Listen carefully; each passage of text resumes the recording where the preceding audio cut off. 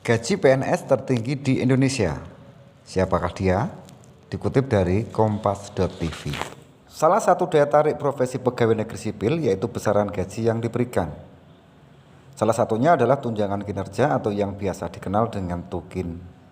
Tunjangan kinerja merupakan komponen take home pay paling tinggi bagi PNS. Sementara besaran tunjangan kinerja disesuaikan dengan masing-masing institusi.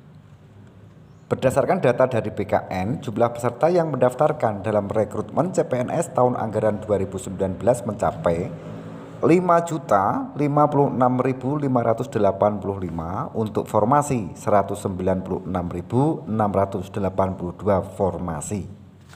PNS dari institusi manakah yang memiliki gaji dan tunjangan tertinggi di Indonesia?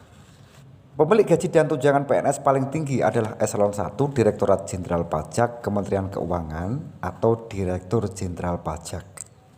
Dalam PP nomor 37 tahun 2015, tunjangan kinerja yang bisa diterima seorang Dirjen Pajak adalah Rp117.375.000 per bulan. Sementara untuk pejabat PNS Eselon 1 Direktorat Jenderal Pajak lainnya adalah Rp99.720.000 per bulan, Rp95.602.000 dan Rp84.604.000. Tunjangan kinerja PNS Direktorat Jenderal Pajak diatur dalam Perpres nomor 37 tahun 2015 tentang Tunjangan Direktorat Jenderal Pajak.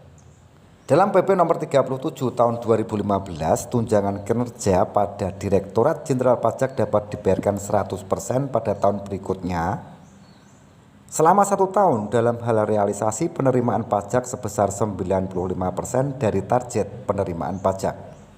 Untuk tunjangan kinerja dibayarkan 90% jika realisasi penerimaan pajak mencapai 90-95%.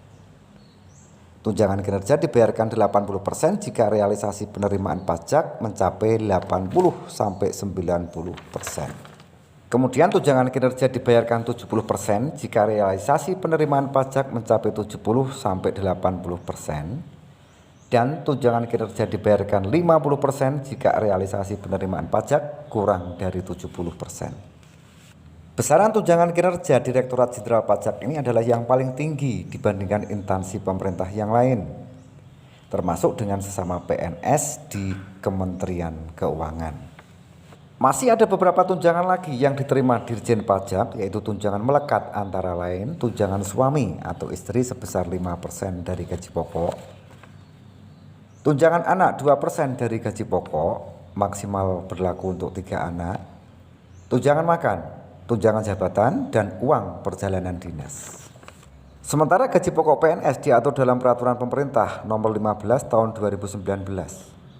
Besaran gaji pokok PNS berjenjang sesuai golongan dan lamanya masa kerja atau MKG.